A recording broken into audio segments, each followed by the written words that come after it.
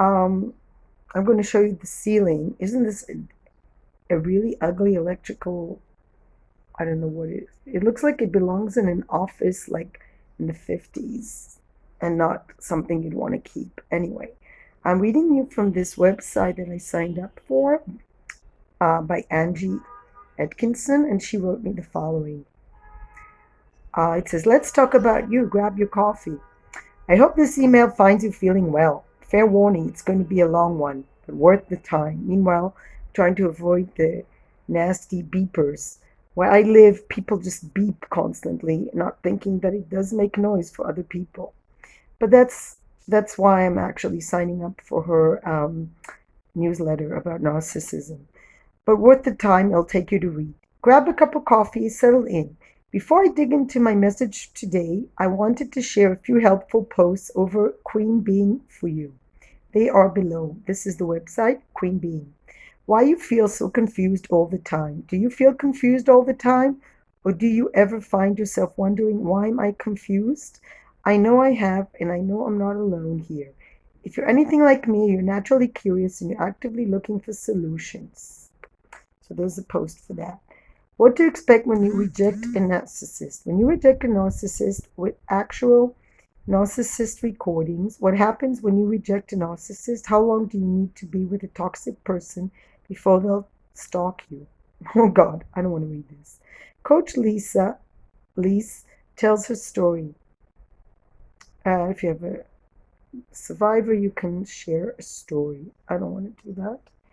Anyhow, after a week packed with client calls along with reading YouTube comments, it occurs to me one of the worst long lasting effects of dealing with a narcissist in a toxic relationship is that we forget how to love ourselves. Heck, for being honest, we sort of forgot how to even tolerate ourselves. Sometimes it's a matter of deciding what self love means to you. I'm not going out until the cars stop beeping because it really irritates me, and it usually happens later on in the evening. So, thanks to toxic behavioral abuse of difficult people, narcissists in our lives, a lot of us end up feeling like we hate ourselves, loathe ourselves. It's absolutely a common problem, and yes, it can be resolved. If you're dealing with this, you already know it's not going to be fixed. It's not going to fix itself. So, what do we need? Having a high degree of self love makes it easier to take good care of yourself. If you love and respect yourself, others are more likely to respect you too. When you love yourself, you're more gentle, kind, and considerate with yourself. Life can be hard after going through the hell of a toxic relationship. It's even harder when you're hard on yourself. Use these ideas and friendly reminders to show yourself more love. So I'm going to read those. 1. Make sleep a priority. Everyone needs sleep. When we don't think very highly of ourselves, we often don't get enough sleep. It's easy for all the things and people in our lives to get our time and attention. This leaves too little time for sufficient sleep. 2. Feed your body better food. That's definitely, I need to eat more vegetables. 3. Feed your mind better things too. Consider the thoughts, TV, and websites you're giving your mind to chew on. Are you spending your time the way you want to?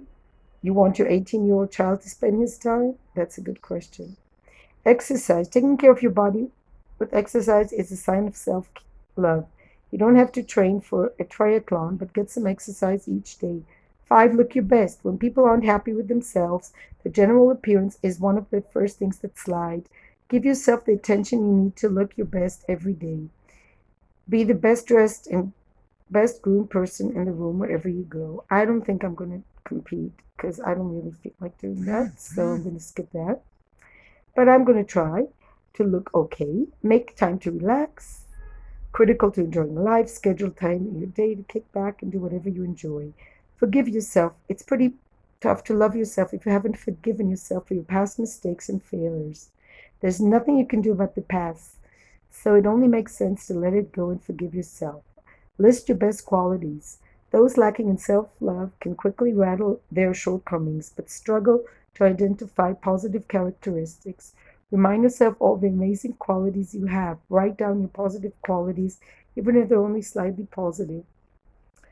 And 9, list your greatest triumphs. You've done some amazing things. Put pen to paper and write them all down. Go back to the beginning and relive your better moments. 10, separate from those that don't treat you well.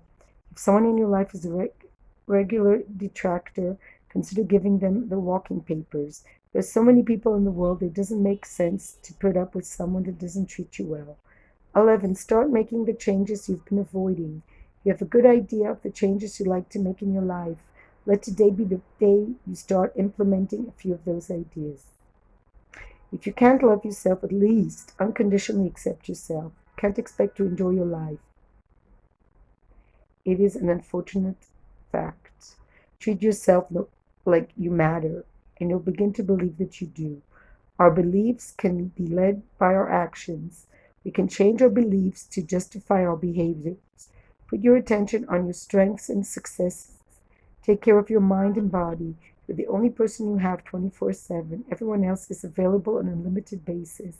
So make yourself a priority in your life. You'll be glad you did. Stay strong, my friend. Remember, you're not alone in this. Love, Angie. That was beautiful. Thank you.